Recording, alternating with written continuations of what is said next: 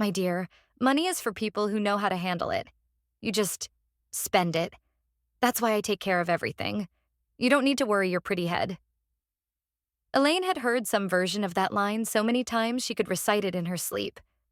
It floated through her mind now as she stood in the middle of the grocery store, staring at the decline message on the card terminal. Transaction declined. She'd tried her debit card first, then her credit card. Same cold red text, like a slap. "Ma'am?" the cashier asked, eyeing the line building up behind Elaine. "Do you have another card?" Elaine swallowed. For a moment, she just stood there, cheeks burning, heart pounding in her ears. The cart was full. Baby formula, diapers, vegetables, detergent, a gas station gift card. She had planned the week down to the cent. "Try it again," she managed. The cashier did. The machine beeped, declined. Someone in line sighed loudly. Another person muttered something about holding everybody up. Elaine's fingers trembled as she fumbled with her phone.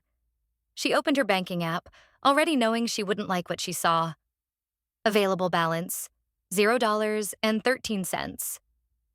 The joint account with her husband, Carter, locked. Her credit card, temporarily restricted. Please contact the primary account holder. The primary account holder. Her husband. Of course. "Ma'am?" the cashier prompted again. Elaine forced a smile that felt like it might crack her face. I'm so sorry. There must be some mistake. I'll just... Hey, can you move? Some of us gotta get back to work." A man behind her snapped. Elaine's eyes dropped to the baby carrier in the cart. Her son Milo was sleeping, his fist curled around the little stuffed lion she'd bought before he was born, back when she still believed the future would be simple and happy. She drew in a breath that tasted like humiliation and old air conditioning. "Please ring up the formula and diapers only," she said quietly. "I'll leave the rest." The cashier's expression softened, just a little. "Sure, ma'am." As the other items were pulled away, item by item, something in Elaine's chest pulled away too. Carefully, slowly, like a seam being unpicked.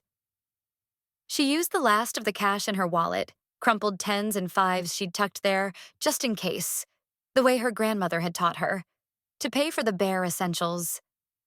As she left the store, the cart much emptier than when she'd entered, shame roared in her ears. But beneath the shame, something else flickered. Anger. The condo was spotless because Carter liked it that way. Gleaming marble counters, minimalist decor, the faint citrus scent of the expensive cleaning spray he insisted on. If someone walked in, they'd assume the people who lived here had their lives together. Elaine stepped inside with Milo on her hip and the grocery bag in her free hand. She closed the door with her heel and leaned back against it for a moment, exhaling. Her phone buzzed. Carter. She stared at his name on the screen, that familiar wave of dread washing over her before she even answered. "Hey," she said, keeping her voice light. "How much did you spend at Crestmart?" he asked without greeting. His voice was smooth, practiced, the same tone he used on clients when he wanted to sound polite but superior. Elaine blinked. I didn't. The card didn't go through." "Exactly," Carter said. "That's the point." She shifted Milo on her hip. "What do you mean, that's the point?" "I locked the joint account this morning," he said. "And I put a hold on the cards. We talked about this, Elaine. You don't listen. You've been burning money on takeout and Amazon junk. It's irresponsible." Her jaw tightened. "Carter, the takeout you're talking about was the food I ordered when I was home with a fever and you were at a client dinner. And the Amazon junk is diapers, bottles, and a breast pump that your son needed." "Our son," he corrected. "And don't be dramatic. I top up your allowance every week. You don't need access to the full accounts. I'm the one managing our investments, our taxes, the condo, the car, the retirement funds. It makes sense that I have control." There it was. That word. Control. "And my paycheck?" she asked quietly. "I didn't see it hit my personal account." "Oh, that," Carter said. I had HR reroute your salary straight into the joint account. Streamlines things. You've been off on maternity leave anyway. You don't need spending money right now. Elaine felt something inside her go very, very still. My salary, she repeated, goes into an account I don't have access to? Correction, he said. An account you currently don't have access to because you cannot control your impulses. It's not permanent, Ellie. But until you show me you're capable of sticking to a budget and not sabotaging our financial goals, this is how it has to be. Ellie. The nickname he used when he wanted to sound gentle while twisting the knife. She walked into the kitchen, set the bag on the counter, and very deliberately opened it. 1 can of formula, 1 pack of diapers. Carter, she said softly. I just stood in a grocery store with a full cart and a crying baby while your cards declined in front of everyone. I had to put back food. Do you know what that feels like? He exhaled, annoyed. What it feels like is a consequence. If embarrassment is what it takes to get you to wake up, then good. Maybe you'll think twice before buying another $7 latte. The last time she'd bought herself a coffee had been 3 months ago. She could still remember it because she'd felt guilty the whole time. You make 3 times what I do, she said, the words slipping out before she could stop them. We both used to work full-time at the firm, and now I'm home with Milo most days while you work late and travel. You earn more, yes. But I'm not a child, Carter. I'm not your employee. I'm your wife. You're overreacting, he said. As usual. Look, I don't have time for this. I'm on my way into a meeting. We'll talk when I get home. Try not to spend what we don't have in the meantime, all right? The line clicked dead. Elaine stared at her phone until the screen went dark. She laid it on the counter with slow, careful movements, as if it might explode. In the living room, Milo started fussing in his carrier. She went to him automatically, unbuckling the straps and lifting him into her arms. His little face scrunched up, then relaxed when he recognized her. His fingers curled in her hair. It's okay, she whispered into his soft hair. It's okay. Mommy's got you. In that moment, a thought came, clear and crystal sharp. I will never let him do this to you. Later that night, Carter came home in a good mood. He always did when deals went his way. He walked into the condo on a phone call, laughing, his tie loosened, his cologne filling the room before he did. Yeah, send me the revised numbers in the morning, he said, dropping his briefcase on the console table. We'll make it work, don't worry. All right, talk tomorrow. He hung up and turned, finally noticing Elaine sitting on the couch with Milo asleep on her chest. There's my little family, he said with a smile that didn't quite reach his eyes. You 2 survive without me? Barely, Elaine said, her tone dry. He kissed Milo's forehead first, then brushed his lips over Elaine's. She sat still, letting him, feeling the distance in her own body. Listen, she began, about earlier. Ellie, please, he sighed, heading for the kitchen. Not tonight. I just closed a major deal. Can we not ruin the evening? She watched him open the fridge, take out a craft beer that cost more per bottle than she'd just had in her bank account, and twist off the cap. I didn't ruin the evening, she said. You did that when you froze the accounts without telling me. He took a long drink, then leaned against the counter, studying her. I told you months ago that we needed to tighten the belt. You nodded, smiled, said you understood, and then kept swiping the card like nothing changed. What did you expect me to do? Talk to me, she said. Make a plan together. Not trap me in a grocery store with no way to buy food for our son. I gave you cash in your envelope this week, he countered. $200, she said. That barely covers formula, diapers, and bus fare, Carter. My car's on empty because you took the gas card back for business use. Carter's jaw flexed. We have goals, Elaine. I am trying to get us ahead. The condo, the investments, the lake house I'm looking at. I don't want a lake house, she interrupted. I want autonomy. I want to be able to buy groceries without asking your permission like a teenager asking for allowance. He scoffed. This is exactly what I mean. You don't think long term. You think week to week. That's why one of us has to be the adult. Elaine went quiet. Not because she agreed, but because she suddenly saw something she hadn't let herself see clearly before. This wasn't about budgeting. This was about power. About making sure she could never leave. About making sure every dollar she earned flowed through him. Every decision passed through him. Every need she had was something he could grant or withhold. Economic abuse. A phrase flickered from an article she had once scrolled past late at night, back when she still had enough energy to scroll anything. "Did you move my name off the savings accounts too?" she asked softly. Carter hesitated, just a fraction of a second, but it was enough. "We can talk about that later," he said. "It's complicated. Look, Ellie, if you'd just trust me, you wouldn't have to stress about any of this. That's the advantage of marrying a man who knows how to handle money. My mom used to say my dad bankrupted them twice before he learned to listen to her. You should be grateful I'm not like that." Elaine smiled then. It was a small, strange smile that made Carter's eyes narrow in confusion. "You're right," she said. His shoulders relaxed. "See? I knew you'd come around if you just cooled off." "You're not like your father," she continued, her voice almost pleasant. "He made mistakes. You make choices." "Exactly," Carter said, missing the edge in her tone.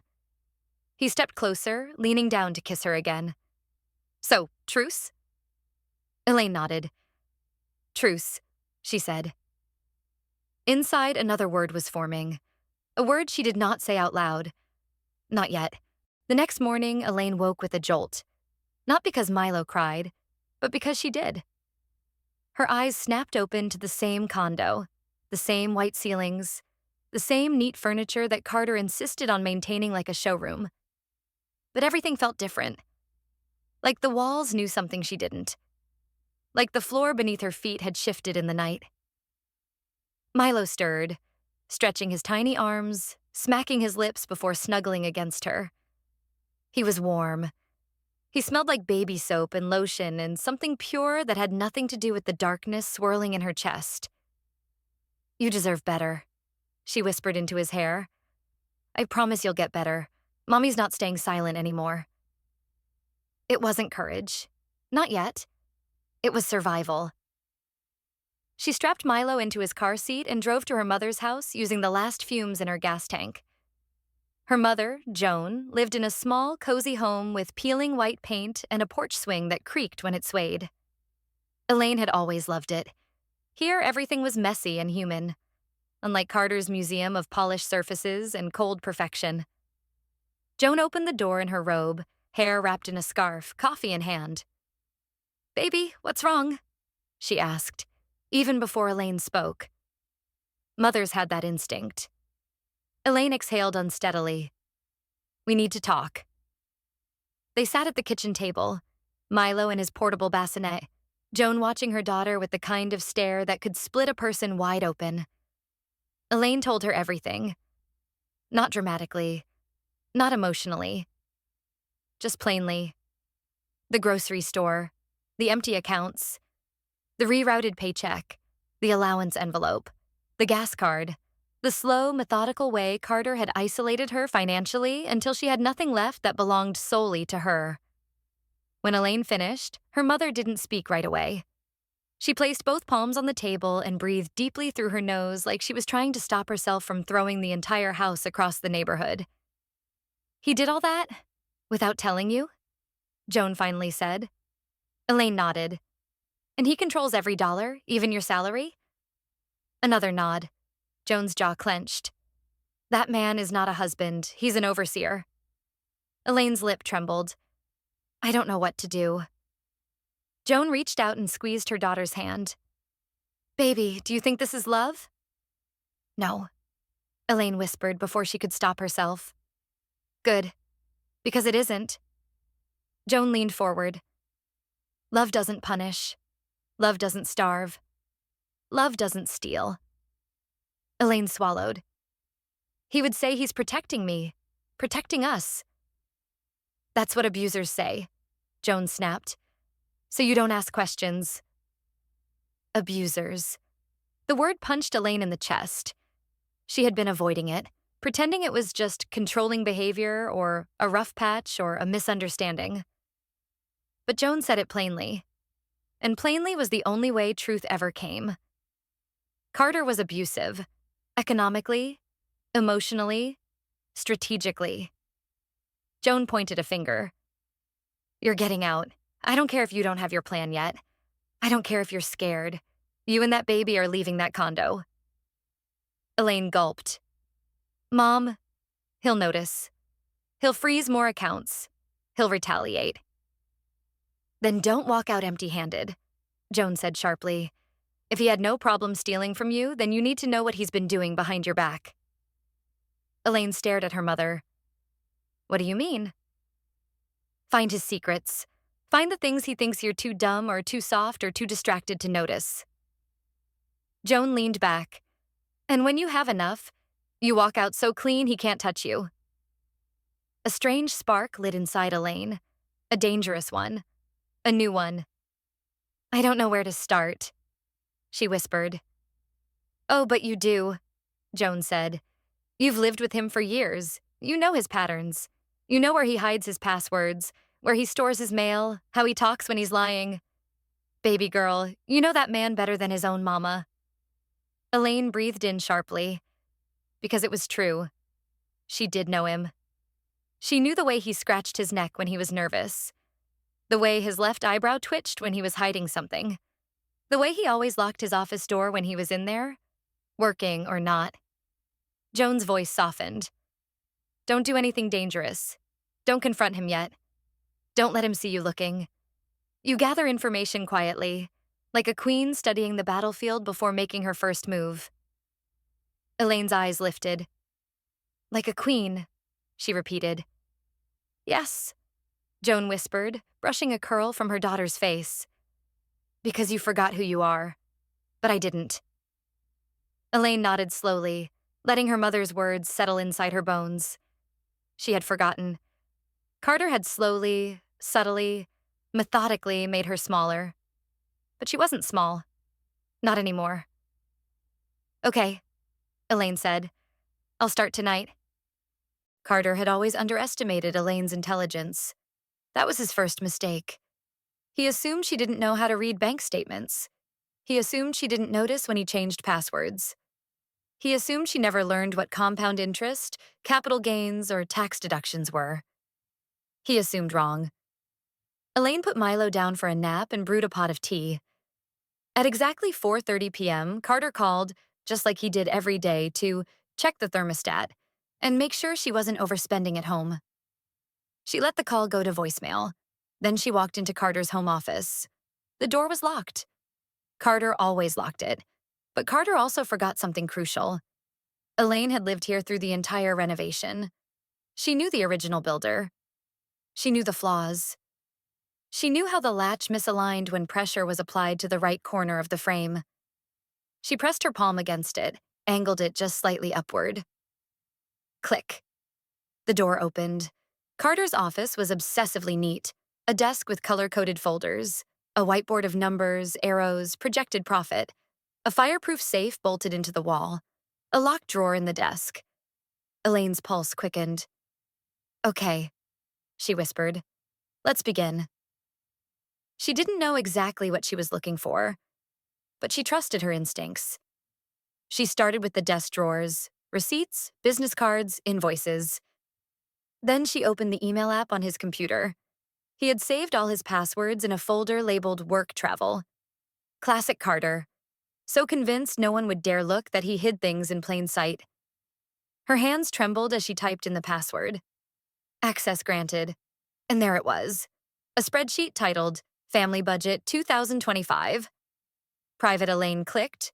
Rows and rows of numbers filled the screen. At the bottom, a tab labeled Secondary Accounts. When she opened it, her breath hitched. Because Carter had not one, not two, but 5 bank accounts she had never heard of.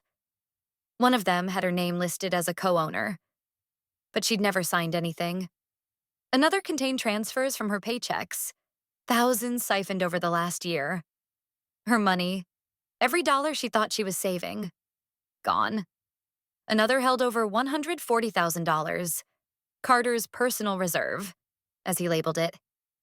But the last file was the worst, a PDF titled Prenuptial Addendum, Draft. Elaine's stomach turned. He was planning to rewrite their prenup, and not in her favor. She scrolled. The document stated that if they divorced, she would receive no spousal support, no share of the condo, no access to joint investments, no portion of Carter's retirement fund, and full financial responsibility for Milo's childcare during and after divorce. She covered her mouth, gasping softly. He was preparing to leave her, but only after he drained her financially, only after he trapped her so deep she couldn't escape. Elaine's hands shook as she clicked the next attachment.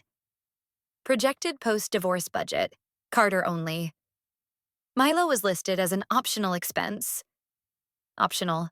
Her baby. Her son. A tear slid down her cheek before she even realized she was crying. But the tear stopped halfway down and dried, because something else spread in her chest. Not fear, not grief, not shame. Power, cold, clear, razor-sharp power. She emailed every file to herself using a brand new encrypted account. She photographed every folder. She screenshotted every bank total, every transfer, every signature. When she was done, she closed the office door exactly the way she'd found it. Then she walked to the bathroom, splashed cold water on her face, and stared at herself in the mirror. "You're not trapped," she whispered to her reflection. "Not anymore. You have everything you need." Her phone buzzed. Carter. "Why aren't you answering? Did you spend the cash already?" Elaine smiled. It wasn't a sweet smile. It wasn't a forgiving smile. It was the first real smile she'd had in months. "No," she whispered to herself. "But you will." She picked up Milo and held him close. "We're almost free, baby," she whispered. "Mommy's just getting started." And with that, Elaine made her first silent promise. Carter would never see her coming. Carter came home that evening, humming. A smug, satisfied hum that made Elaine's stomach twist in disgust. He only did that when he had stepped on someone to climb higher, when he had won something, when he believed the whole world was securely under his thumb. He tossed his keys on the marble counter, loosened his tie, and opened the fridge. "You didn't cook?" he asked without turning around. Elaine wiped her hands on a towel, her voice pleasant, controlled, neutral. "I didn't realize you'd be home early." "Early?" He snorted. "It's nearly 8. What did you do all day?" A beat. One of those small silences that said everything. Elaine had spent the entire day planning his downfall. She had just gone through the man's secret accounts, fraudulent transfers, illegal prenup draft, and evidence of financial abuse.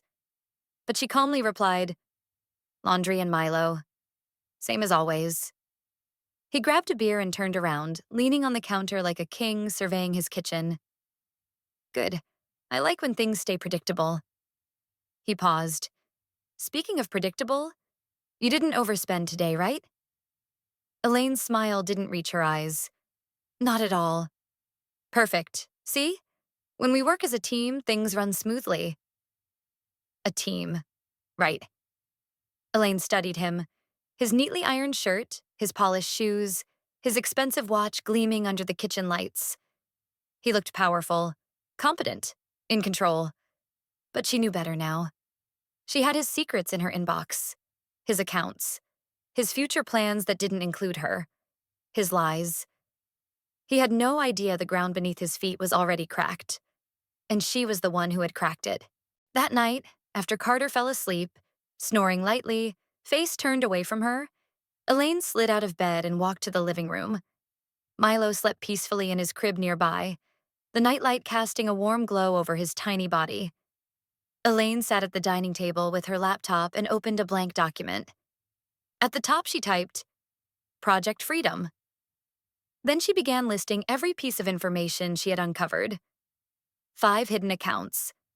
Unauthorized use of her signature, rerouted paychecks, illegal financial control, prenup addendum draft, divorce strategy plan, childcare abandonment note. As the list grew, so did her resolve. When she finished, she exhaled, feeling steadier, more focused, more herself. Then she typed the next header. Phase 1, documentation, screenshots, emails, statements, time-stamped backup. Phase 2, legal consultation. Not a divorce lawyer yet. No, a financial abuse specialist. Someone who handled women married to men who thought money made them gods. Phase 3, independence. Separate account. Hidden. Secure. Under her name only. Then the hardest part. Phase 4, exit plan. Not yet. Not until she had everything. Not until Carter had no path left to hurt her or Milo.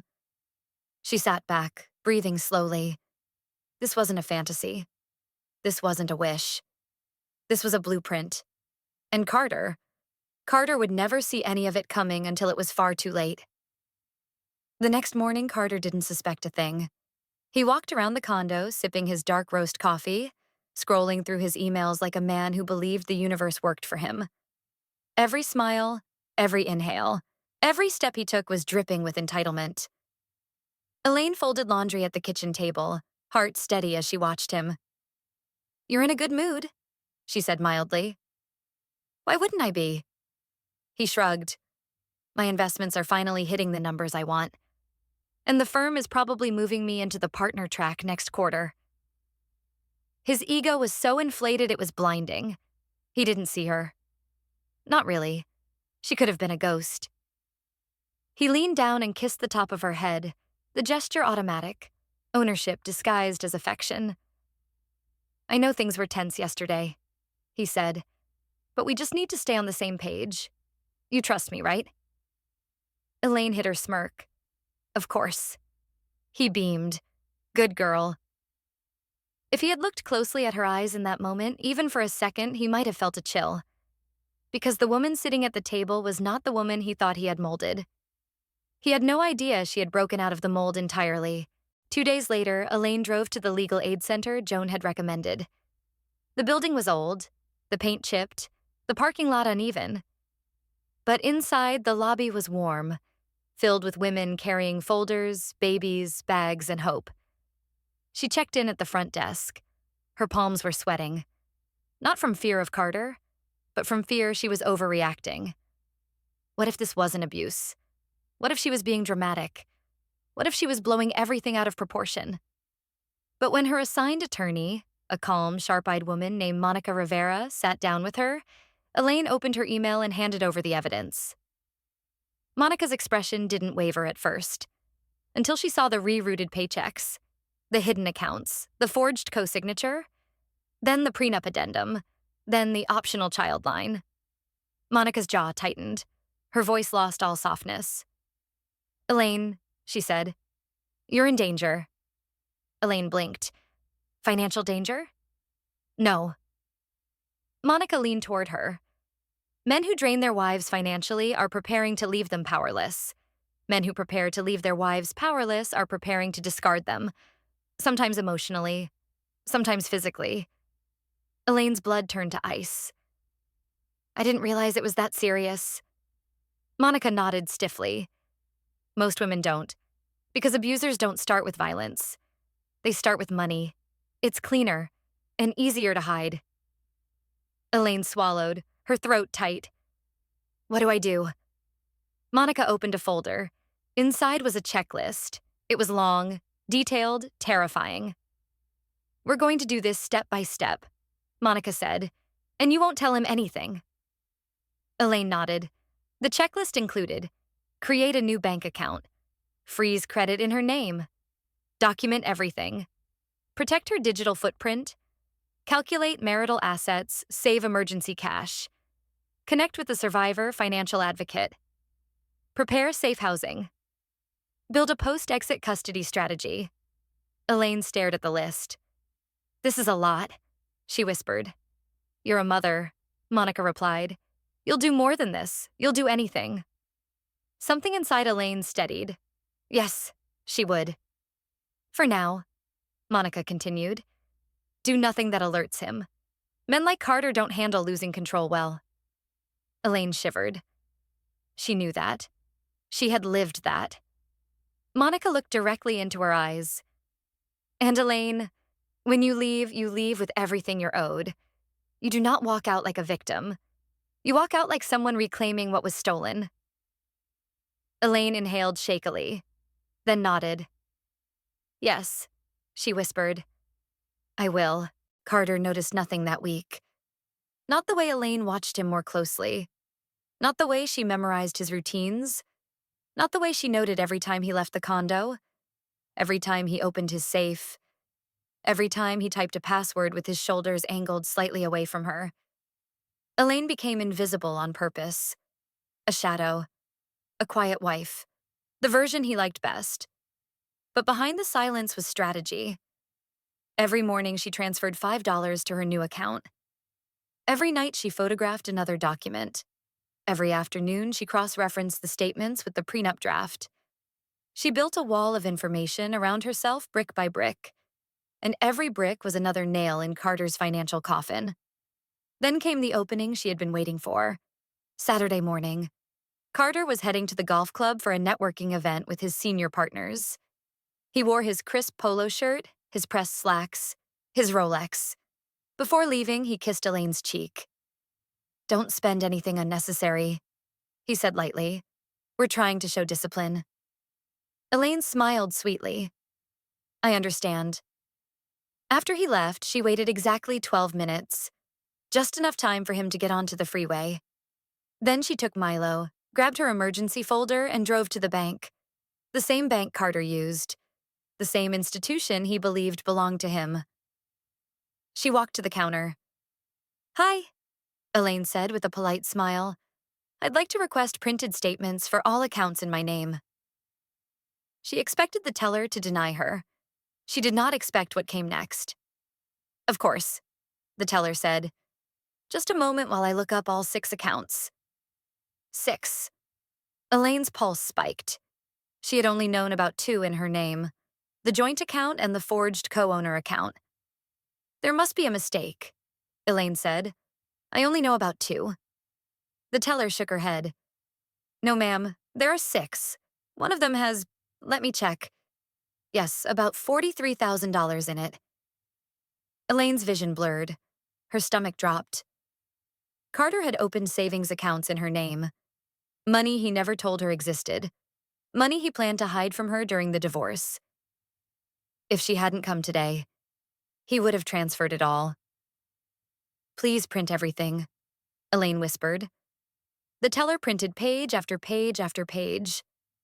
Transactions, deposits, transfers, hidden balances. By the time Elaine left, she had a binder full of ammunition. Undeniable proof. Irrefutable evidence. A financial map showing exactly how Carter had attempted to erase her. But he had forgotten one thing. He might have been the architect of control. But Elaine was the one who learned how to break foundations. She buckled Milo into his seat, sat behind the wheel, exhaled. The sun broke through the clouds at that exact moment, illuminating her face like she had stepped into her own rebirth. This is it, she whispered. This is the moment everything changes. And as she drove away from the bank, one truth settled deep into her bones. Carter's downfall had already begun. Carter always assumed the world revolved around him. His schedule, his meetings, his rules. So when he walked through the front door that evening, sweaty from golf and smelling like expensive cologne, he didn't register the shift in the air. He tossed his keys on the table and stretched. Ellie, I'm starving. What's for dinner? Elaine glanced up from feeding Milo mashed carrots. I didn't cook. He blinked. Why not? You didn't leave any money. Carter laughed, one quick, dismissive puff of amusement. Ellie, come on. Use your allowance. I did. It's gone. He set his golf bag down, annoyance creeping into his expression. Then you budget better. I told you we have to be disciplined. Elaine smiled faintly. But behind that smile was something dangerous. When are you going to unlock the accounts? She asked, her tone calm. When you stop overspending, Carter replied, walking past her to grab a beer. This is temporary. You don't seem to grasp that. Elaine watched him carefully. She noted every movement, every sigh, every flash of irritation across his face. He still had no idea. She had printed statements. She had confidential legal advice. She had a binder full of his hidden accounts, fraudulent documents, rerouted paychecks. The ground beneath him was already collapsing. He just didn't feel it yet. Carter popped open the beer. So, did you stay home all day? Or did you run off to your mom's again? Elaine kept her voice steady. I had errands. What errands? Personal ones. His brow twitched. He didn't like that. Not one bit. Ellie, he said, setting the beer down with a soft thud. I need you to communicate better. If you're leaving the house, I should know where you are. That's not controlling. That's being a responsible husband. Elaine stared at him. Responsible husband. A man who rerouted her salary. A man who locked her accounts. A man who siphoned her money into secret accounts. A man who prepared a prenuptial addendum behind her back. Responsible. Right. She turned back to Milo. We can talk later. Carter pressed. No. Now. She felt the heat of his frustration. He was so used to obedience that any deviation felt like rebellion. Elaine stayed quiet. Carter stepped closer. His shadow stretched over her. Ellie, he said, tone firm. What's going on with you lately? You're off. She looked up at him. And for the first time in their marriage, Elaine made no effort to soften her expression. He noticed, and he froze. What? He asked. Why are you looking at me like that? Like what? Elaine asked. Like you know something. I do, she thought.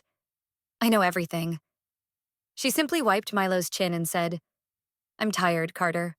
That's all. But the truth was louder than her voice. He had lost control. He just didn't know yet. That night, after Carter fell asleep, Elaine gathered her binder of evidence and stepped quietly into the living room. It was time. Time to move to phase 4. She sat on the couch, breathing slow and steady, reviewing everything. Hidden accounts. Fraud signatures, prenup, rewrite bank statements with her stolen salary. Child abandonment notes, Carter's projected divorce plan, Monica, her attorney, had told her. There is a point in every abusive relationship where the abuser senses the shift. They don't know what changed, but they feel it. When that moment comes, you need to be ready. Elaine believed that moment was near. She checked the clock. 12:42 a.m. Tomorrow, she would begin moving pieces. But for now, she saved every document to 3 different encrypted drives, placed one in her mother's house earlier that day, hid one under the crib, and locked the final copy inside the bottom drawer of the linen closet. Inside a bag labeled old nursing textbooks. Carter never touched her textbooks. He never touched anything that belonged to her personal world. As she slid the drawer shut, a deep, steady certainty filled her chest. You're not the victim. You're the trap. The next morning, Carter woke her abruptly. Ellie, wake up. She rubbed her eyes, groggy. What is it? Carter stood at the foot of the bed holding a stack of papers. Her stomach dropped. Her binder? Her evidence? No. She checked the bedside drawer. The binder was still hidden. What's wrong? She asked. Carter held up the papers. These bills. Why didn't you pay the gas bill? Or the electricity notice or the condo fees? Elaine blinked. I didn't know they were due. You didn't know? His voice sharped. You should be keeping track. Elaine stared at him. I don't have access to the accounts. His mouth snapped shut. She watched the realization flicker across his face. Too fast, too subtle for him to admit it, but enough for her to see. He had trapped her into financial paralysis, and forgotten that made her unable to perform the responsibilities he expected. His plan had a flaw. A big one. I can't pay bills if you've locked everything, she said, voice even. Carter inhaled, defensive. Well, you could have reminded me. You froze my accounts without warning. You rerouted my salary without asking. What reminder do you expect from someone with zero access? He glared at her. Elaine didn't look away. And for the first time, Carter did. I'll handle it, he snapped, turning toward the door. But this attitude of yours needs to stop. You're becoming ungrateful. There it was. Ungrateful. The abuse word of choice. I'll work on that, Elaine said, her tone light, neutral, unbothered. Carter froze again, mid-step. The way she said it, so calm, so detached, sent a ripple of unease through him. He didn't understand her anymore. He couldn't read her. Good. Let the confusion grow. That afternoon, Carter left to run errands. Elaine used the window to call Monica. He's getting suspicious, Elaine whispered. That means your timing is perfect, Monica replied. He senses the shift. That's normal, but you're ahead of him. Elaine swallowed. What do I do now? Now, Monica said. We prepare the hit. Elaine's pulse accelerated. The hit? She repeated. Yes, Monica said calmly. The first blow that shakes his confidence. Something controlled, something legal, something powerful enough to make him retreat so you can plan your exit. Elaine inhaled slowly. Okay, what is it? We file a financial access petition, Monica said. It will temporarily unlock the joint accounts because you have proven dependency, and the bank will notify Carter officially. It won't give him your strategy, but it will show him he's no longer invisible. Elaine nodded. He'll panic, Monica added. Men like him choke the moment they lose even a fraction of power. Elaine felt something electric in her veins. I'm ready, she whispered, and she was. Carter came home later than usual that evening. He tossed his keys harder than normal. He didn't say hello. Elaine fed Milo in the living room, acting natural. Carter walked into the kitchen, grabbed a beer, took a long sip, and froze. There, sitting on the counter, was a letter. From the bank. He picked it up. Elaine pretended not to watch, but she saw his face drain of color as he read it. The letter stated, Notice of Financial Access Petition Account. Status under review, priority reevaluation, requested legal counsel involved. Carter read it twice, 3 times. His breath quickened. A thin sheen of sweat appeared on his brow. He stormed into the living room. What is this? Elaine looked at him slowly. A notice. You filed a complaint? Carter demanded. You got lawyers involved? Are you insane? She looked him dead in the eyes. No, she murmured. For the first time, I'm completely sane. Carter stared at her like she had spoken a foreign language. She continued feeding Milo, calm as water, steady as stone. Ellie, what the hell is this? He said, waving the letter. Why would you go behind my back? Elaine lifted Milo from the high chair. You froze my accounts. I filed for access. That's straightforward. Straightforward? Carter barked. You're going to ruin everything. No, Elaine corrected. I'm correcting everything. He paced, furious. You embarrassed me. You blindsided me. She cut him off quietly but firmly. I protected myself. Carter stopped pacing. He looked at her. Really looked. And for the first time since the day she married him, she saw something new in his eyes. Not confidence, not superiority, not control. Fear. Because the moment a manipulator realizes they can't predict you, they know the game is turning. Why are you doing this? Carter whispered. Elaine smiled faintly. It was a soft smile, a terrifying one. A queen's smile. Because you taught me something important, she said. Money is power, and I won't let you weaponize mine against me ever again. Carter swallowed hard. He didn't yell. He didn't threaten. He didn't slam anything. He just stared, because the mask had cracked. and behind it, there was nothing but a frightened man facing the woman he could no longer control. Elaine picked up Milo, kissed his forehead, and walked past Carter. She stopped in the hallway. Then, without turning around, she said, "Carter, this was only the first step."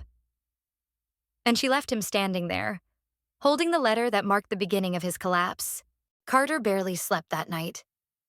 Elaine heard him tossing, turning, pacing the hall, opening drawers, closing them harder than necessary, muttering under his breath as he reread the bank notice again and again. It was the first time in their entire marriage, that Carter Jones felt the ground shift under his feet. Elaine slept like a stone, because the woman he used to control was gone, and the woman rising in her place didn't fear him anymore. The next morning, Carter sat at the dining table pretending to work, though the tremor in his hand gave him away. He cleared his throat. "Ellie, can we talk?" Elaine was putting Milo in his stroller for their morning walk. "We can," she said gently. "But understand this. Talking won't change the direction we're heading." Carter swallowed. This was not how his wife used to speak. He didn't know this woman. "What is your endgame?" he finally asked, voice tight. "Freedom," she answered simply. "Freedom from what?" he snapped. Elaine turned her head slightly. "From you." The words hit him so hard he physically flinched. "Ellie, please, I know I made mistakes, but you're taking this too far. Lawyers, petitions, accusations. What do you think you're doing to our marriage?" Elaine zipped Milo's jacket. "We don't have a marriage, Carter. We have a system you built, and one I lived inside." Carter pushed up from the table, face red. "You're not being rational." "No," she said softly. "For years I wasn't. Now I am." He raked a hand through his hair. He was unraveling. Elaine almost pitied him. Almost. But then she remembered the grocery store. The empty bank accounts, the forged signature, the prenup rewrite, the way he listed their child as optional. And pity vanished. "I love you," Carter tried. "Isn't that enough?" Elaine smiled bitterly. Control isn't love. He took a step toward her. She took a step back. "Don't," she warned. Carter froze. "You're afraid of me," he breathed. "No," she said. "I'm aware of you." And that was worse for him. Much worse. 2 days later, the bank approved Elaine's petition. She regained full access to her paychecks, temporary access to joint accounts, and every hidden account under her name was flagged for fraud investigation. Carter received the email at work. He came home pale. "Ellie, they froze my accounts," he stammered. "This is insane. This is ruining us. I need your help." Elaine lifted an eyebrow. "My help?" "Yes. You're the one who triggered it. You need to tell them this was all a misunderstanding." "But it wasn't," Elaine said softly. "Nothing about this was a misunderstanding." Carter looked at her, really looked, and in his eyes she saw it. He finally realized he had created his own enemy. "You're destroying everything," he whispered. Elaine stepped forward, face calm, voice steady. "No, Carter, you destroyed everything when you tried to erase me financially. I'm just reclaiming what you stole." He sank into a chair. "I can fix this," he murmured. "I just need time." "You had years," Elaine said, "and you used them to hurt me." He opened his mouth. She raised her hand. "I'm done listening." That afternoon, Elaine met Monica, her attorney, at the Legal Aid Center. She slid the binder of evidence across the table. Monica flipped through it. "You have enough to file for divorce, sole custody, asset seizure, and fraud investigation," she said. "Legally, he won't survive this." Elaine nodded slowly. "I don't want revenge just to hurt him," she said. "I want safety. I want stability. I want my son to grow up in peace." Monica leaned back. "That's exactly why your revenge is going to work." Elaine exhaled deeply, letting the words settle. Then she signed the first set of documents. Her hand didn't shake. Not once. When she returned home, Carter was packing boxes. He froze when he saw her. "What are you doing?" Elaine asked. "I'm giving you space," he said, voice hollow. "Maybe that's what you want."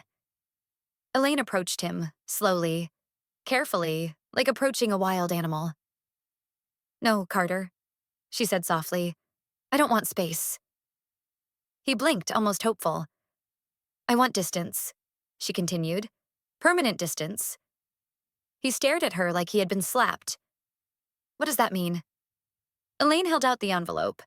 Inside, divorce petition, custody request, financial abuse documentation, asset seizure motion. "It means I'm done," she said. Carter's face crumpled. "You're leaving me?" He choked. "I'm leaving the version of you who destroyed our life," she replied. He shook his head violently. "You can't do this. You can't." Elaine stepped back. "I already did." Carter sank to his knees. Actual knees. "Ellie, please." She watched him cry.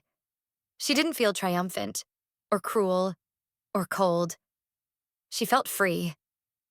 "I hope you find who you are without control," she said gently. "Because the man you were with me was drowning in it." He covered his face. Elaine took Milo, kissed his forehead, grabbed her packed bag, and headed toward the door.